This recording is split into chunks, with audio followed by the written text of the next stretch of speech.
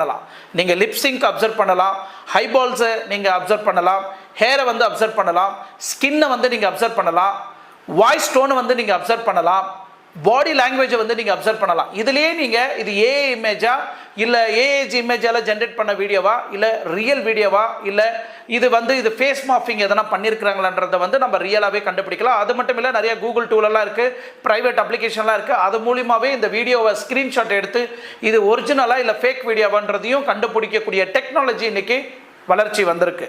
அதே மாதிரி இது சைபர் கிரைமில் இது கம்ப்ளைண்ட் எடுக்கப்பட்டாலோ இல்லை இவங்களே போய் கம்ப்ளைண்ட் கொடுத்தாலும் உடனே இந்த வீடியோவுக்கு உண்டான ஒரிஜினல் ஃபுட்டேஜா இல்லை ஃபேக்கான ஃபுட்டேஜான அவங்களே கண்டுபிடிச்சிடுவாங்க. இன்னும் இது வரைக்கும் ஸ்ருதி போய் ஏன் போலீஸ் கம்ப்ளைண்ட் கொடுக்கல அப்படின்றது ஒரு கேள்வி எழுப்பப்படுது.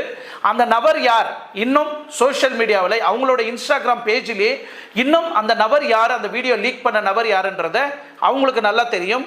அந்த நபர் பேரை கூட இவங்க இன்னும் வெளியே